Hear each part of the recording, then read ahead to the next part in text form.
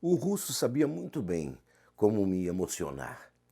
Além das valiosas informações sobre o sétimo livro da Heptapla, que provavelmente mudariam os destinos da humanidade, a caixa trazida pelo anão continha um saquinho de veludo vermelho e cordões dourados. Dentro estavam cuidadosamente dispostos alguns objetos de valor inestimável. Johann Sebastian Bach, desde jovem, queixava-se de problemas de visão, que foram agudizados por ficar horas e horas durante a sua vida copiando partituras musicais, contando apenas com a luz de uma vela comum. O russo fez a delicadeza de enviar-me as pupilas do compositor, envoltas num lenço de seda que pertenceu ao seu pai, Johann Ambrosius, que foi trompetista e flautista na cidade de Eisenach, hoje parte da Turíngia. Numa minúscula caixinha de opalina havia a peça inteira da orelha esquerda de Wolfgang Amadeus Mozart, parte fundamental para a captação de sons do órgão sensorial auditivo do compositor. O mundo da música sempre soube que sua orelha esquerda abrigava um defeito anatômico. Era aumentada, larga e plana, com o formato de uma ferradura, uma verdadeira preciosidade. Num pequeno vidro de remédio transparente, mergulhados em álcool, constavam os dois tímpanos doentes de Ludwig van Beethoven. A razão do seu martírio em vida. As duas peças vinham acompanhadas por um conjunto de 6 trombetas de ouvido, fabricadas pelo Sr. Johann Nepomuk Malzel em 1812. Eram usadas pelo gênio da música, mas ele próprio confessou que em nada o ajudavam para diminuir a sua terrível surdez. Completando esta série insuperável de materiais da maior relevância, vinham 2 cilindros transparentes, amarrados delicadamente com um cadarço de uma das botas de inverno de Piotr Ilyich Tchaikovsky, o grande compositor russo. No primeiro cilindro, podia-se observar um fragmento de macarrão mergulhado em álcool. No outro, um líquido levemente turvo.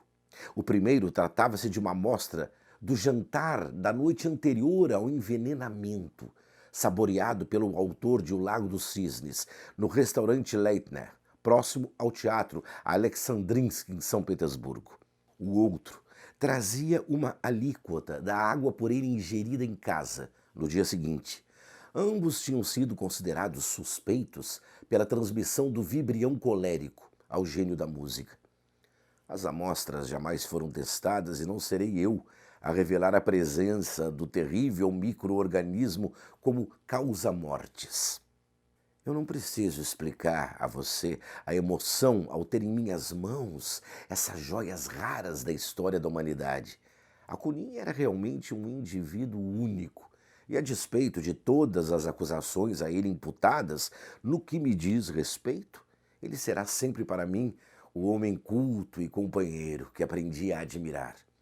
Quanto a Adam Smith Trotsky, confidenciou-me em sua mensagem secreta que se os trabalhadores e os pobres tivessem sido tratados com mais humanidade e compaixão pelos mais aquinhoados, muitas mortes teriam sido evitadas ao longo da história.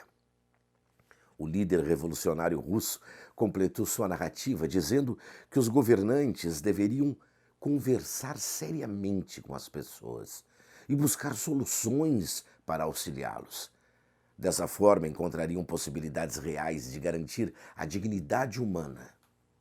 Num de nossos encontros, isso já bem tarde da noite, Akunin e Melina deixaram no ar um comentário sobre certos aspectos anatômicos comuns a Trotsky e Smith.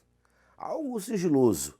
Referiam-se aos pés dos 2 homens cujo papel histórico teve enorme importância nos destinos da humanidade. Ambos tinham polidactilia. Melina ponderou que talvez fossem também demônios, mas bem intencionados. Mas a anatomia dos pés não fazia sentido político.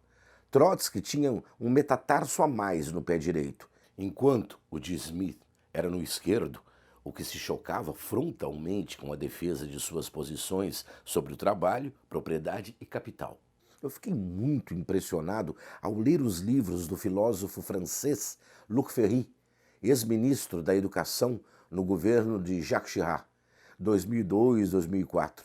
Numa Europa envolvida com questões de migração e multiculturalismo, ele defendeu um humanismo sem limites. Para Ferry, podem coexistir várias verdades, o que eu considero um conceito fundamental. Ele ganhou notoriedade quando, em 1985, publicou um texto, em parceria com Alain Renault, de nome La Pensée 68, em que os dois criticavam os pensadores do pós-maio de 1968. Logo depois, Ferry publicou um livro muito agradável de nome Aprender a Viver, no qual revela como a sabedoria pode nos conduzir à felicidade.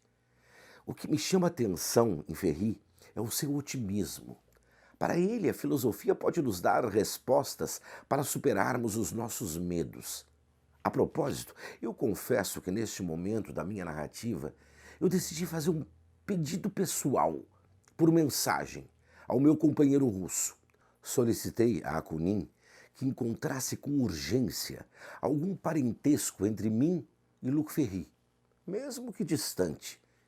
E, para minha alegria, o investigador concordou e foi além. Disse que já dispunha de documentos que confirmavam de forma clara o parentesco. Ferry e eu éramos primos. Ele é um dos bem-aventurados do 10º Círculo do Paraíso. Surpreendido por outras das minhas alucinações, apareceu Nosferatu. Era um vampiro oriundo da semente de Belial, o qual sobrevivia alimentando-se de sangue humano.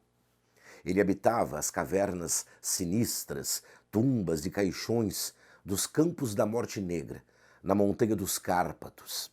Na resposta que enviei a Akunin, endereçada à cela de número 316 da úmida prisão turca, afirmei que continuaria a acreditar nele e no futuro da humanidade. Ponderei ao russo que, em minha opinião, tudo na vida poderia ser perdoado, inclusive suas mentiras e as do grande Oscar Wilde. Lembrei que até mesmo o Santo Padre, Dom Francisco, o Papa argentino, pecou. E isso aconteceu durante a ditadura militar. Mas o sumo pontífice acabou perdoado pelo Vaticano e pelos argentinos, porque nada é mais nobre do que um ser humano saber perdoar. Valjean, em Os Miseráveis, de Victor Hugo, e Raskolnikov, de Dostoiévski, em Crime e Castigo, sonhavam em receber o perdão, o que não parecia ser o caso de Meursault, em O Estrangeiro, de Albert Camus. Mencionei também o caso de Ratzinger, o Papa alemão, que decidiu deixar o papado antes do tempo por não conseguir manejar as irregularidades da Santa Igreja, recolhendo-se ao anonimato na Alemanha. Ele foi considerado culpado por não punir as incontáveis histórias de pedofilia dos padres católicos, tampouco as ilegalidades do Banco do Vaticano, que ele deliberadamente deixou de investigar.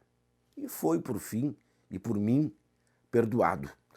O rabino Sobel, da Congregação Israelita Paulista, que durante um estado de transe roubou gravatas de várias cores e estampas numa loja nos Estados Unidos, eu também tratei de perdoar. Era um bom homem e deveria estar atordoado com alguma dúvida de fé.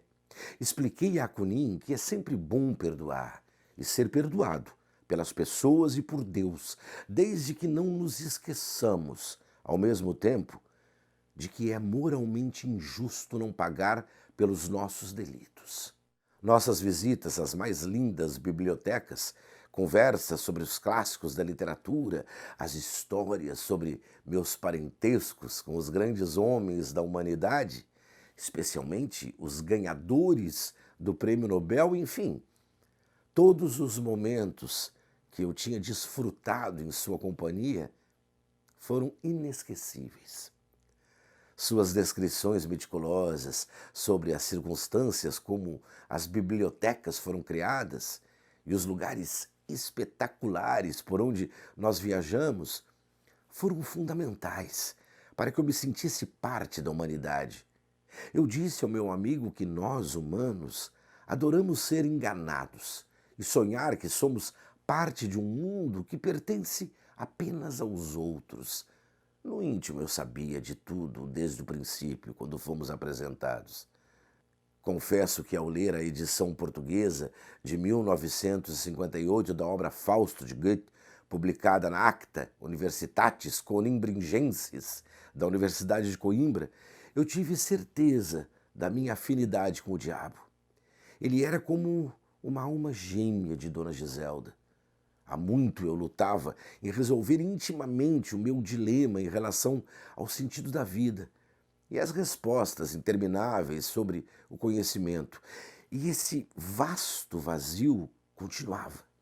Propositadamente eu escolhi agora o mesmo vasto, usado por Borges depois de o grande escritor argentino hesitar entre os 3 adjetivos nos originais de La Biblioteca de Babel. E como Fausto, decidi fazer um pacto de sangue com Mefistófeles. Durante 24 anos, o tempo de construção deste livro, jurei experimentar todas as tentações do mundo, mas sempre com a esperança de que um dia os guardiões da caverna me ajudassem. No íntimo, o que todos desejamos é enfrentar a terrível solidão que caracteriza a nossa passagem pela Terra. Como lenitivo para as minhas dores e anseios, eu próprio fiz uso de mentiras em minha narrativa. E por isso perdoei as traições de Emma Bovary na obra de Flaubert e o duplo assassinato de Raskolnikov em Crime e Castigo de Dostoiévski.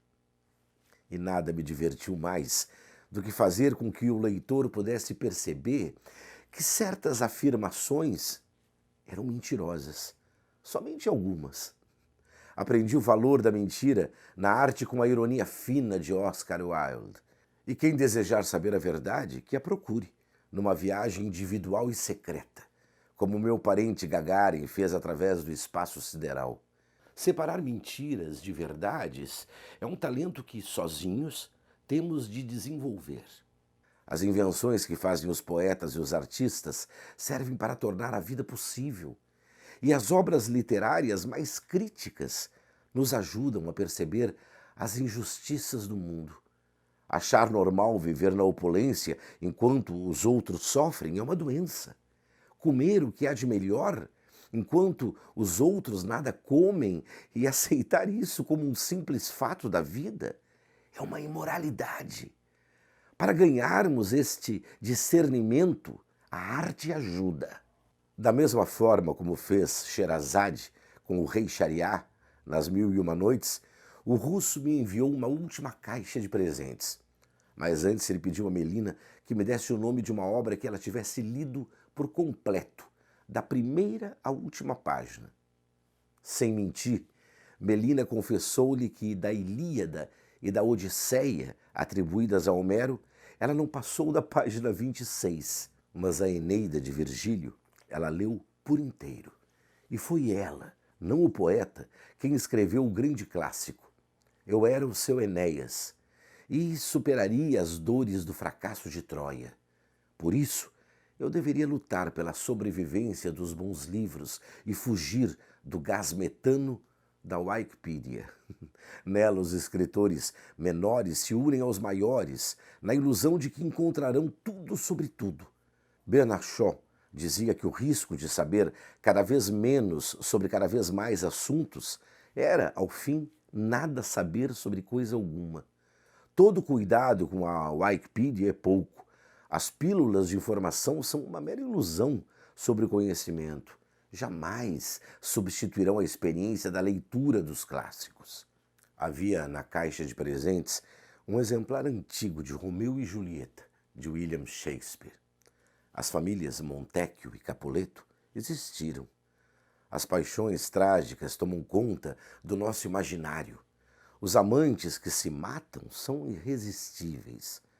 Akunin tinha certeza que Leon Trotsky não foi tão importante para mim como Dona Giselda. Eu fui um dos seduzidos pela Wikipedia, e quem me aplicou a farsa foram as kelpis, seres parecidos com cavalos que assustam as pessoas pelos rios e pelos lagos da Escócia e da Irlanda. Com sua crina molhada e pele de foca gelada, atraem os homens com suas lendas para que galopem no seu lombo e mergulhem com elas no fundo dos rios e dos mares. Foram as kelpis que me mostraram as facilidades de buscar respostas rápidas, lendo resumos e não os originais. Confesso que adorei. Dostoiévski me perdoe, mas foi mais fácil buscar informações com um simples toque de dedos no computador. Pessoa, em Mar Salgado, diz que tudo vale a pena se a alma não é pequena. Por linhas diversas, muitas delas tortas, as pessoas podem chegar ao conhecimento. Deixemos de ser arrogantes. Alguns humanos são capazes de atingir o sentido do mito da caverna de Platão, mesmo percorrendo trajetos impróprios. Todos os caminhos que nos fazem sair da ignorância valem a pena. Como Guimarães Rosa, pus meu russo de estimação no papel de Kelemen de Góis, e andamos os dois pelo passado de um menino de nome Reinaldo, que conheci pequeno, e era diferente no que diferia na época. Eu nem sonhava. No meu sonho morre minha mãe, no caso a dele, e eu, Riobaldo, vou morar com meu padrinho na fazenda São Gregório, onde conheço o Joca Ramiro, o chefe dos jagunços. O padrinho me manda estudar e mais tarde ensinar as letras a um fazendeiro de nome Zé Bebelo, que queria liquidar com a jagunçada da região. Riobaldo, no caso eu, entra para o seu bando. E desse jeito começa o meu sonho de grande sertão veredas. Depois de lutas, mortes e trocas de bando já adulto, eu dou de encontrar menino Reinaldo. Nossa amizade se fortalece e ele conta em segredo que mudou de nome e era agora Diadorim. Depois de outras lutas e abraços de Orinhá e Otacília, notei o ciúme em seu olhar. Fiz então o tal pacto com o diabo, como Fausto e Mefistófeles. Tornei-me líder do bando de Joca Ramiro. Numa dessas novas lutas, meu Diadorim e o tal Hermógenes se enfrentam e morrem os dois. Foi então que descobri novas coisas sobre o sexo. Diadorim não era homem, era filha de Joca Ramiro, Maria Deodorina da Fé Bittencourt Marins. O menino Reinaldo da infância não era homem, mas mulher. E me vieram sentimentos que não sei se eram efeito da aguardente dos vikings. O certo é que Riobaldo, no caso eu, amava Diadorim.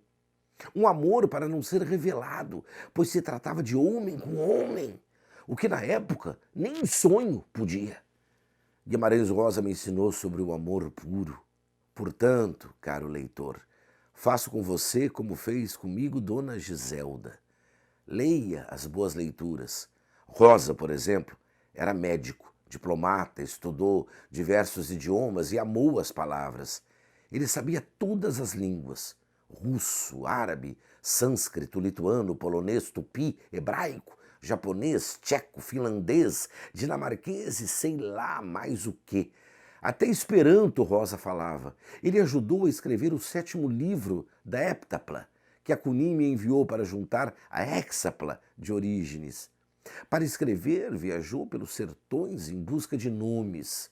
Mais do que isso, buscou expressões, casos e histórias dos homens comuns para desvendar o universo de sua infância.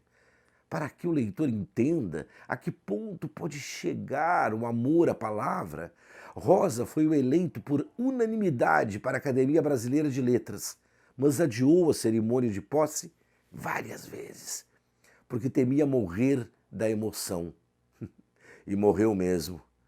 Talvez o diabo tenha avisado para não tomar posse naquele 16 de novembro de 1967. Ele teimou e foi. Sofreu um infarto fulminante. Morreu da emoção, jeito preferido dos que amam os livros. Eu tentei de todas as formas que o leitor tomasse gosto pela boa leitura. Nada melhor do que escolher alguém que por ela decida morrer. Mas se Akunin ressuscitou Rosa, também pôde, e o fez através de suas obras. Há tantos deuses das palavras que o russo me ajudou a conhecer, o califa Harun Araxid e seu filho Armamun, duas almas generosas, criaram uma maravilha, chama-se Casa da Sabedoria, no meio das areias de Bagdá. E aqui e agora faço um novo raciocínio que me ocorreu. Veja, o leitor, que um judeu como eu é irmão de Max, simplesmente por sermos os dois descendentes dos israelitas de Canaã, do patriarca Abraão e de sua esposa Sara. Mas somos também descendentes de Ismael, porque no Gênesis, os filhos de Ismael são também oriundos do sangue do filho mais velho do Abraão, Agar, sua escrava egípcia, deu-lhe esse herdeiro. Está escrito no Corão. Assim, Maomé vem a ser meu parente. E de Max. Da mesma forma que Jesus de Nazaré, filho de Deus, segundo diz o Antigo Testamento, era um pregador judeu, depois batizado cristão por João Batista, isso me leva à conclusão que Max e eu, dois judeus, somos também parentes de Maomé, Jesus e de qualquer cristão ou muçulmano. Akunin dizia também que eu pertenço à família de Mahatma Gandhi, a grande alma, que nasceu em Gujarat, no oeste da Índia, de modo que eu incluiria todos os hindus em minha quase interminável lista de parentescos. E daí, para incluir chineses e todos que faltarem neste clã, não é difícil. A verdade é que somos todos parentes, por parte de Deus. A prova está na criação de Adão, de Michelangelo, que adorna os céus da Capela Sistina, onde o dedo do homem quase toca o do divino. É a revelação da ligação entre os homens e o Deus do universo. No Gênesis, a vida vem do pó e se propaga na união entre o Pai e o Filho, sob a proteção do Espírito Santo. E os anjos nos céus e ao redor de Deus protegem todos nós, humanos, de qualquer origem e religião. E se a ciência um dia provar que a vida vem de outro lugar, eu serei o primeiro a acreditar na nova fraternidade universal. Ela dirá da origem e não de nossa irmandade, que continuará a mesma. Os parentescos servem como elo de união. E é bom que os humanos percebam a si próprios como irmãos. Foi este o propósito de trazer ao leitor a ligação entre mim e Max. Foi por isso que Akunin e Melina puseram o meu olhar naquelas fotografias em que meu parente estava ao lado do grande revolucionário russo Leon Trotsky. É inacreditável, caro leitor, mas o russo surgiu pela última vez, num breve minuto de cochilo que me permiti, com os dedos ainda vivos no teclado do computador. Fez minha história voar pelos salões do Museu do Louvre. Eu e ele, sentados num dos lindos tapetes das histórias de Sherazade. Lá, depois de aterrissar, Akunin correu feliz pelas salas do museu. Sua camisola meio curta deixou-me ver o que havia dentro dela. Eu surpreendi os pelos grossos em suas costas e os sapatos que mal podiam acomodar os cascos de bode do meu demônio predileto. Muito alegre, ele mostrava-me o lugar da Mona Lisa de Da Vinci, de A Liberdade Guiando o Povo de Delacroix e da Vênus de Milo. O russo não resistiu e falou de sua última descoberta. Era sobre Marcel Proust. Contou-me que Proust era o último de meus parentes que ele teve a honra de identificar. E se havia alguém nos últimos séculos que para ele representava a beleza suprema da construção literária, era o autor de Em Busca do Tempo Perdido. Akunin mentiu descaradamente que Proust era filho do médico Adrien Proust e de Jeanne Well, uma judia muito culta que viera da Alsácia. Quem lhe tinha dado informação sobre o assunto foi um gato egípcio, seu amigo, que vivia escondido no interior da pirâmide de Gizé. Eu sorri quando ele disse que Proust era meu parente. Meu demônio confessou que tinha sido ele quem servira o sonho da vovó em meu prato, no salão de chá do Hotel Le Meurice, em Paris. A Cuninha achou que me agradaria ao fazer-me pensar que Proust e eu compartilhávamos o mesmo gosto pela Madeleine com chá. O russo sabia como mexer com a minha sensibilidade.